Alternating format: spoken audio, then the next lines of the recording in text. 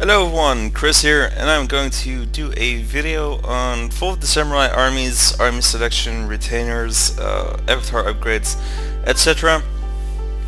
I already recorded one of these. It took an hour and 40 minutes. I decided it was a bit too long, so I'm gonna redo it, hopefully be a bit faster about it this time. Gunpowder mastery, in my opinion, by far the best skill tree. I'd go for enable gun. You have to put 1 point in each of these upgrades to get to the gun instructor. They have to put a second point in one of these trees, so either you have 2 readout or 2 ammo or 2 accuracy. I personally picked the accuracy because Cav just runs around, like you only get a few shots off before you reposition, etc. So in my opinion, on gun Cav, accuracy is better because you're repositioning the entire time. You're not just standing still shooting like you are with line. So I went with accuracy. If you want to get reload instead, it's fine. You get the gun instructor. Then I went for 2 reload for line infantry. These give +2 per point, so for a total of 4 points in reload. I actually really like the skill. I got the extra ammo for line infantry just because they run out fairly fast. Got the reload for Cav. I would have gone accuracy for Cav instead, but then I have to get accuracy for lights, and I don't use lights. Then I got 2 points in range. Range gives +15 points per point in it. Sorry, +15 range points spent in range. So you started at 125. This takes it up to 155 range. Pretty nice. I'm gonna go for Gunbat. It gives morale, melee attack, and reload speed to all your units. It's pretty good. It lasts for a minute. It's on a 2-minute cooldown. It's really nice. It requires 19 points spent. This is going to be 20 points. You only get 20 points at 10 stars. So it basically requires you to max the entire tree. I've played around with command gen a bit. I went for a point in aura, a point in ready. Didn't bother maxing these. 2 points in second in command because this is actually pretty nice. Then I got scouting, recon. You can do quick march, rapid capture if you want. Recon is actually quite nice if you're playing against a vanilla Shogun army. Then after that I got increased army morale. There's only 1 point in this, so you can only get 1 increased morale from being a command gen. Stun fight only gives +5 reload, +2 attack. So to be honest, Gunpowder seems better for that reason. You already have +4 reload. This is +5. You have to stand still. Here you have +4 and you can move and you can shoot, etc. And this gives 2 attack, but well, this gives 2 attack as well, and this gives like +10 or 20 reload as well. So if you go for the reload, this is a lot better. If you go for attack, this is almost just as good. Don't really like stand and fight with full samurai armies because they're so spread out. The stand and fight radius is only it's not really affecting the entire army. Bombardment is actually really good. So, in my opinion, if you're fighting full to samurai versus full to samurai, go Gunpowder. If you're fighting full to samurai versus vanilla Shogun, go command because bombardment is really nice against melee blobs. I've personally not really played a lot as Bushido, so I don't really feel like going over the entire skill tree. I mean, you can get attack, bonsai, speed, second wind, double time, double cap and co-op cap, and you can cap points really fast with just 2 Yeriki. So you can just have 2 Yeriki, run to a dojo, cap it really fast, don't even have to dismount.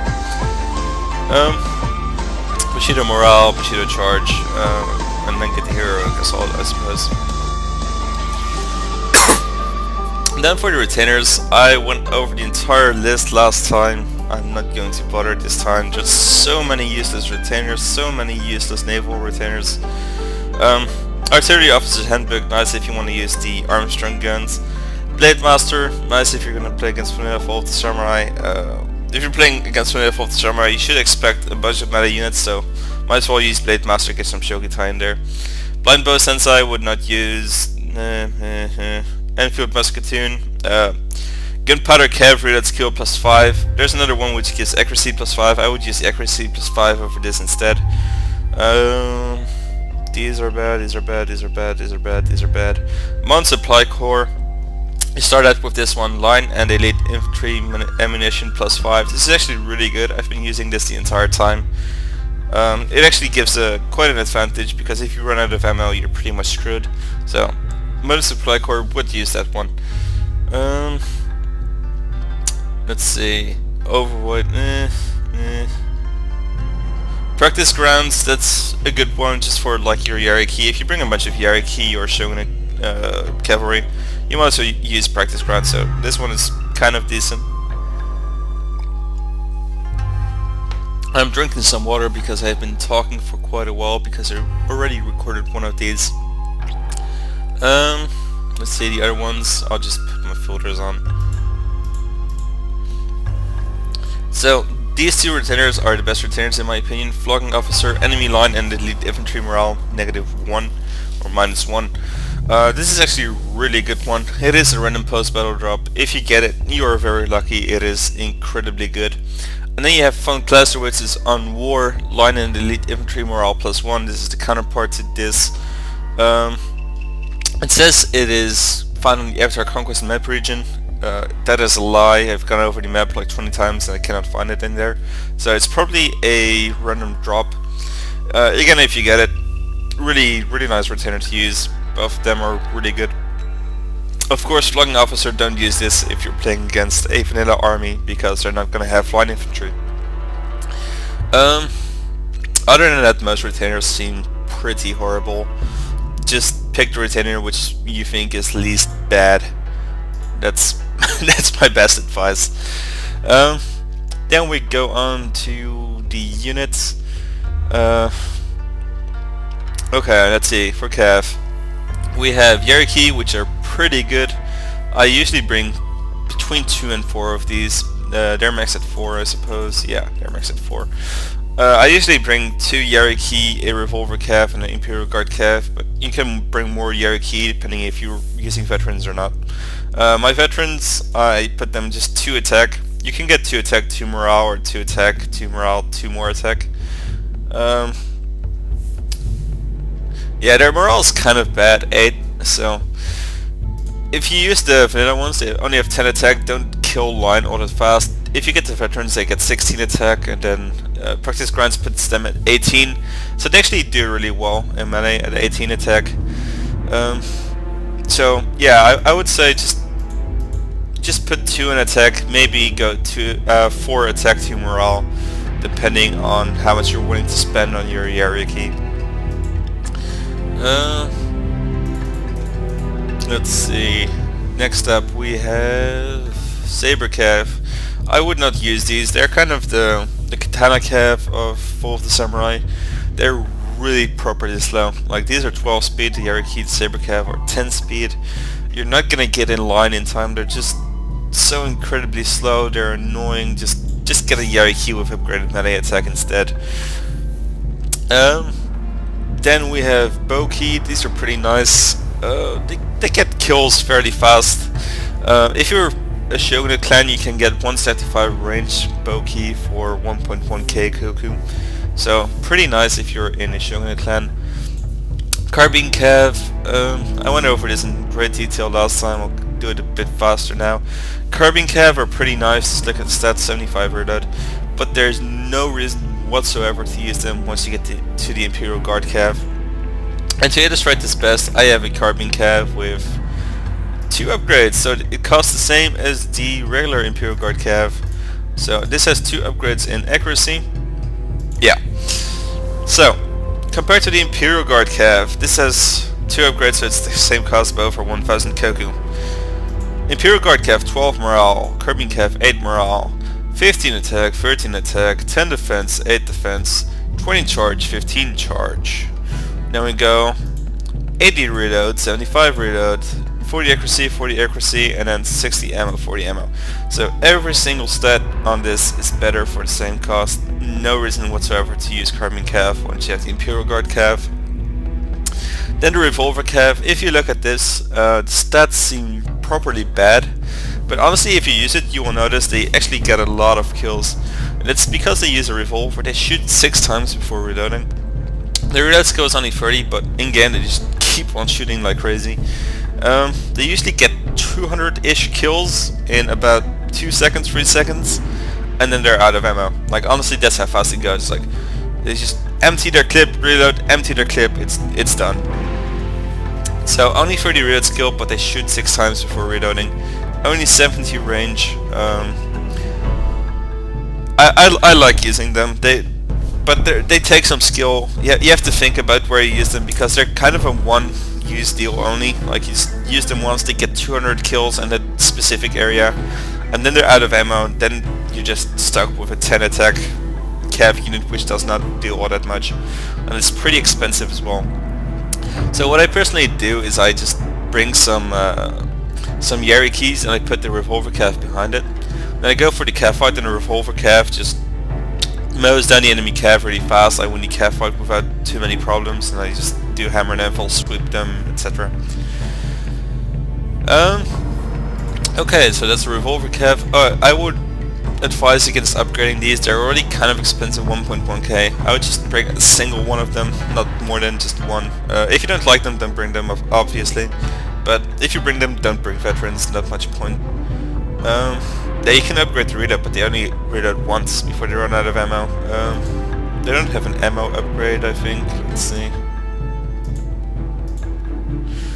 No, they don't have an ammo upgrade. You could get accuracy, I suppose, but I would just use vanilla ones. Now we have the Shogun and Guard Cav. These are kind of the great guard of this. They're only 10 speed, so I would not use them if fighting against the FoTS Samurai army, because they're a key of 12 speed. You can get pretty much the same attack with just a few upgrades. Like if you compare this to this, they have 16 attack both. Yeah, these have 12 speed, so they're a lot better to fight against line infantry, etc. A lot more mobile. But if you're fighting against a vanilla Shogun avatar, then the Shogun Guard Cav is actually properly good. Purely because these are not gonna beat up Monk Cav, and these are, so... If you're fighting against FoTS Samurai, use the Yariki. If you're fighting against vanilla armies, bring Shogun Guard Cav. Yeah, and the last cav unit is the Samurai Hero. Don't have it yet, but does not look all that good. Don't use it. Then for the line infantry, last time I went over every single unit of line and it took me an hour. I went through every single unit stats and why it's better or worse than the other one, etc, etc. I think it was a bit too time consuming, so I'm just gonna skip a part of it. Let's see, I missed one of them. There we go. I put them in order of Koku just because they're randomly ordered here and I don't really like the random order. White Tiger Force, 15 reload, 15 accuracy, just don't use it. Spend the 160 Koku extra on Black Torch's Force, they have double the range stats. Azure Dragon Force, don't like them, wouldn't use them. Red Bears, vastly inferior to the White Bears. They're pretty much the same unit, except they lose some accuracy and reload, and they gain some melee attack. I would take accuracy and reload on my line over melee attack any day. Then you have Black Bear versus White Bear. For those who don't know, reload skills are plus 10 per upgrade, and accuracy are plus 5 per upgrade for light infantry. On cav it's plus 5 plus 5, and on infantry it's plus 10 plus 5. It's kind of confusing, but okay. So plus 10 per reload, plus 5 per accuracy. I would personally use White Bear over Black Bear, but if you really want to use Black Bear, sure, why not. Now we have the Shogun Guard Infantry, which are the same as the Imperial Infantry. Sorry, with Shinsengumi Police Force first. They have a bunch of extra attack, 10 attack, not too bad. Only 35 reload, 40 accuracy, so compared to the Black Bears, they use a bunch of shooting stats and again some melee stats. Again, I would rather have shooting stats on my line than melee stats. That's just a personal preference. I don't really see any reason to use these, don't see any reason to use these either. These as well. Okay, so the Shogun Infantry and the Imperial Infantry. These are pretty decent. 55 reload, 45 accuracy. But the way I do my my line, and I think this is the best way, you just get a White Bear with 2 reload upgrades. The accuracy only gives plus 5 per upgrade, it gives plus 10 per upgrade. So then you wind up at these stats. I'll put this one here so you can compare. 60 reload, 45 accuracy compared to 55 reload, 45. So you don't really gain anything, and these are 60 cocoa more expensive. So White Bear with just 2 readout skills, really properly good, even compared to Shogunate Infantry and Imperial Infantry. You can get Black Bear with 2 readout if you want to, but yeah, I would just stick to White Bear or Black Bear with 2 readout upgrades, keep them like that. Some people also like using Suppressive Fire. Suppressive Fire gives minus 20 accuracy plus 20 reload. In the unit you're shooting at, so the enemy unit, gets minus 1 morale and minus 5% speed. The minus 5% speed is not really noticeable, and minus 1 morale is not all that noticeable as well. And then the Suppressive Fire gives negative 20 accuracy, and accuracy is 5 per point, so you actually lose 4 points in accuracy to gain 2 points in reload. So I don't think it's a good thing. You're spending a point just so you can lose 2 points effectively. So you're wasting 3 points by turning on Suppressive Fire. So you lose 2 points because reload is worth less than accuracy, or the other way around, depending on that. Like, reload is plus 10 per point, accuracy is plus 5. You lose 20 accuracy, so that's 4 upgrades to get 2 upgrades, so that's a loss of 2 upgrades. And it's an extra loss because you actually put the point in it. So I personally don't like Suppressive Fire. If you want to use it, be my guest. I know there's people who like using it against rushes, etc. But minus 5% speed is really not noticeable in my opinion. I would just keep 2 reload. That's just my own opinion on Suppressive Fire. If you disagree, feel free to. Shogunate Infantry, Imperial Infantry, pretty nice, but I still like White Bear with reload better. And then the Vermilion Bird Force, I'm not sure why this is marked as a regular line infantry, because they have 12 morale, and they actually inspire nearby units. The, let's see, the Wiki Entra, or the Encyclopedia entry does not say it inspires nearby units, but if you use them in-game, they will actually have a blue morale circle around them. They inspire nearby units, so pretty decent unit. But let's compare them with these White Bears, and as you can see, 60 reload, and these have 40 reload, 45 accuracy, 50 accuracy. So I would say the White Bear, and the White Bears are 100 cocoa cheaper as well. So I think the White Bears are a lot better as your main line force. It's not bad to mix in some Vermilion Bird forces because they inspire nearby units. I would just not use them as my main battle line. You just might want to mix in a few here and there just for the inspire. Actually, I'll keep this one on for the next segment. Where is he? There you go. Next up we have the Elite Infantry. Compare the Vermilion Bird Force to the Kietai. Kietai a bit more expensive, 170 koku more. I think Vermilion Bird is better than Kietai in every single way, so Kietai, just don't bother, get Vermilion Bird instead. And then Vermilion Bird compared to Imperial Guard Cav and the Shogunate Guard Infantry, not Cav, sorry. These have pretty nice stats. They are 280 koku more expensive. Yeah, they get 2 readout upgrades and 3 accuracy upgrades over Vermilion Bird, so that's 5 upgrades, 250 koku. So the price difference is basically the difference in stats. So then if you choose between Imperial Guard Infantry and Vermilion Bird Force, you're basically just choosing whether you want to go for quality or quantity. So between the Guard Infantry and Vermilion Bird, it's pretty even. Let's see, Melee Infantry.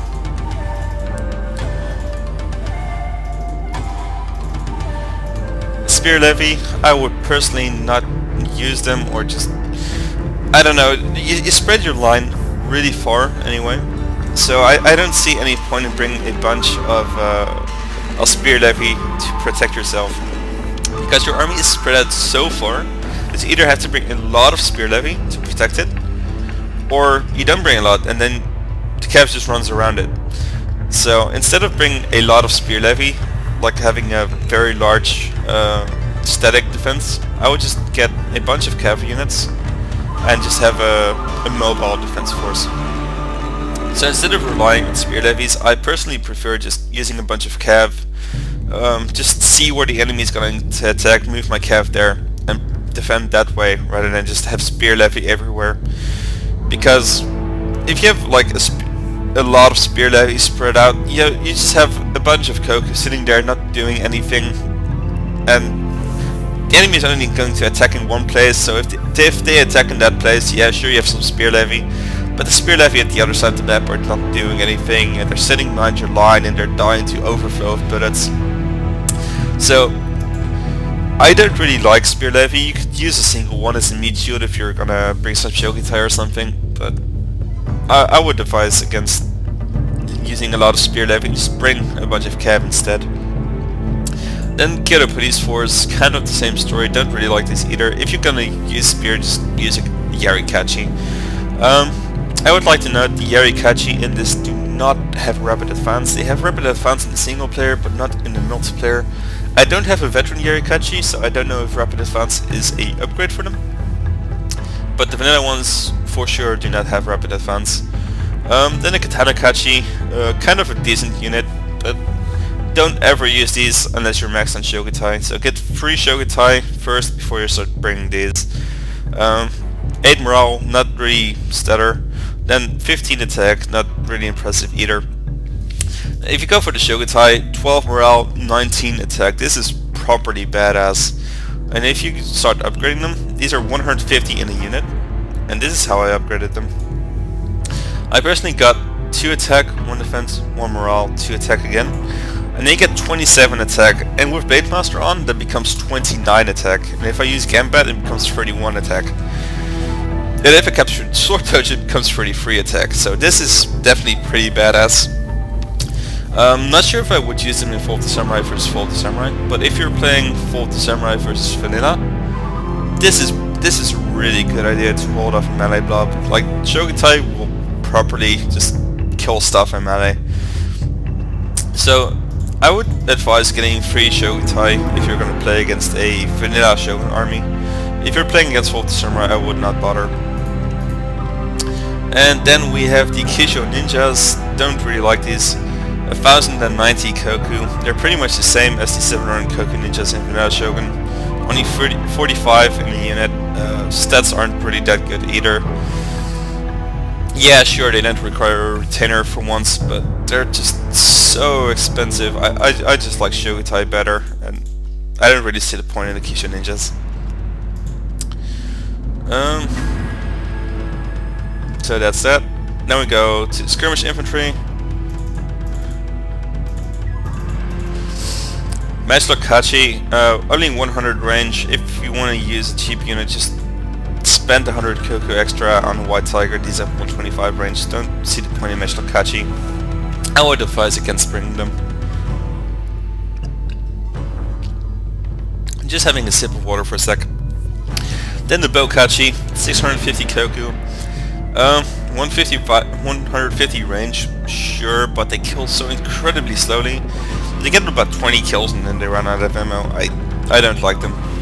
Then the Sharpshooters, don't use these either. Sure, they have 150 range, but for 300 extra Koku, you could get 65 reload instead of 25.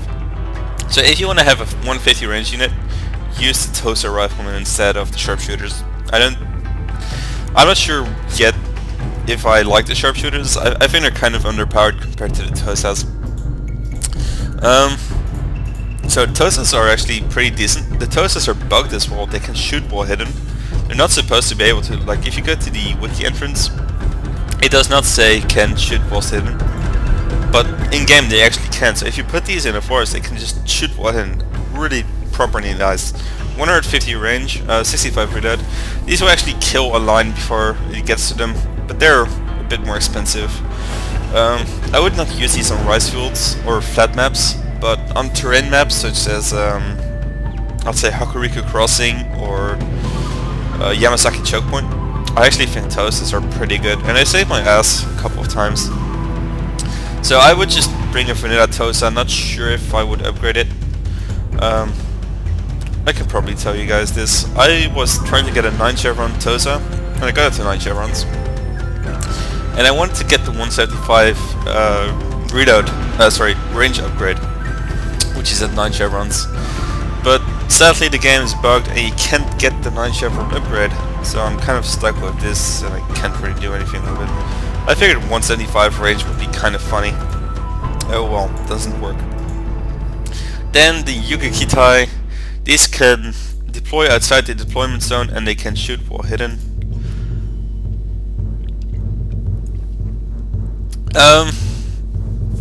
I honestly don't think they're all that good. Like, deploying outside the deployment zone is nice, and shooting while hidden is nice as well.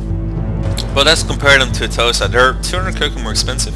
The Tosas have a lot more reload. And then you think, well, they can shoot while hidden, so that's why they're more expensive. But the thing is, Tosas are bugged and they can shoot while hidden as well. Their wiki entry doesn't list it, but they can shoot while hidden, the Tosas. So you're paying a lot more for worse stats, and the only thing you get is Kisho training. And Kisho training is not all that useful in my opinion. If you want to get Yuga Kitai, yeah, sure. But if you just want to be able to shoot while hidden, just get Tosas. They have these are beastly stats compared to the Yuga Kitai. And then all that is left is artillery. Wooden cannons, what I like doing is just bring the wooden cannons. Yeah, sure, it costs a retainer, but all the retainers are pretty bad anyway. Just put them at the back of your spawn. Go into first person mode and just shoot their cannons. Because Armstrong guns only have 550 range. These have 500 range, but if you go into first person mode you have unlimited range. So what I do is just put them at the complete back of my spawn, go into first person mode and shoot at their cannons. And it usually takes me 2 shots on average to kill their cannons. Like the first shot I usually barely miss, and the second one I just direct impact on the cannon, destroy it. So for a mere 250 Koku, and this is the cheapest unit in game, if you're really good at the first person mode thing, you can destroy their cannons before they can do anything. And honestly, if you destroy their cannons with a wooden cannon, they will just rage quit. They will just rage quit. They will leave the game at the end. They said, fuck this, I'm out. So wooden cannon is actually pretty funny to troll with. Other than using them in first person mode, I don't think they're all that good. Then we have the parrot guns, 1210 Koku. Pretty decent unit, but I would spend the 150 Koku extra and go for an Armstrong gun. They have double the reload. They have some more accuracy as well. So between them, I would go for the Armstrong gun over the parrot gun. The Armstrong gun, pretty strong, pretty overused as well in Matchmaker, kind of annoying. In Matchmaker it's actually kind of okay because you just take the key buildings and you still win. Or you take the key buildings, you get a massive bonus to all your stats. But in Battle List, people turn off the key buildings, bring Armstrong guns and just camp in a corner, etc. Kind of annoying. Let's see, I have a veteran one. Let's see if I can find it. Yeah, here we go. I don't use it, I just farmed this with a friend. If you're going for any upgrades, I would go for accuracy over reload. Missile damage, not really worth it. Replenish unit, not really worth it. Increased range, I would not get that either, because you can just go into first person mode and you have unlimited range anyway. So for the cannons or for all artillery, I would just advise just use the vanilla versions. And then for 1.7k you have Gatling guns. Gatling guns are actually pretty good. A friend of mine used these. He got 450 kills or something with them. 250 range. You have to watch out if the enemy has Armstrong guns that he doesn't shoot your Gatling guns with his Armstrongs. But other than that, they're pretty good. They get a bunch of kills. Kind of expensive. You have to babysit them a bit. So not as overpowered as the Armstrongs, but kind of fun. And if you want to use them, I mean, it doesn't really put you at a handicap. And then the last units are the free hero units, or the free foreign units, as I like to call them. We have the French Infantry de Marine, we have the British Royal Marines, and the United States Marines. These are stupidly overpowered in my opinion, because they start at 125 range, but these are the only units where you can get increased range at 5 chevrons. All the other units, like I'll just... Let's see... Let's grab an Imperial Guard, let's grab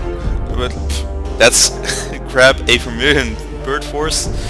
Like, Increased range, 9 chevrons. Increased range, 9 chevrons. So on all of these you need 9 chevrons before you can get increased range. On these you can just get it at 5 chevrons, which is pretty awesome. This one is upgraded wrong, by the way. I have suppressive fire on it, don't really like it. And again, I can't stress this enough. Reload speed is plus 10 per upgrade, accuracy is plus 5 per upgrade. This one is upgraded correctly, in my opinion. You just get 2 reload, 2 accuracy, 1 range. Just leave it. Don't get anything else than that. And these units are properly good. They usually get like 500 plus kills in a battle. So I would advise getting all 3 of these as soon as you can. Get increased range in them as soon as you can.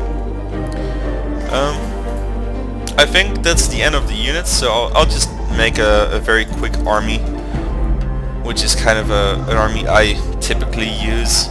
Let's see. So I either use 3 Yariki and an Imperial Guard Cav, or I use 2 Yariki and a Revolver Cav, depending on how many Cocoa I have left, of course. I usually get a Royal Marine and a United States Marine, or one of these, depending on the map, depending on who I'm playing. If I'm playing against Vanilla Shogun, I would not bring these. But if you're playing against FoTS Samurai, I would definitely bring as much of these as possible. Because 150 range is not as important against a Vanilla Shogun army. But if you're playing against a FoTS Samurai army, this is massively important. Then I would just grab a bunch of White Bears, just because I love White Bears. And that's pretty much my army. Like this is a medium funds army. This costs 10k, so this is a pretty standard medium army. You get 2 Yariki, a Revolver Cav, an Imperial Guard Cav, a Royal Marine, and just a bunch of White Bears. Pretty much a nice army, I would say. If you're playing against, let's say, a vanilla army, rather than a FoTS Samurai army, I would bring maybe some Shogitai, this one as well, and drop that one.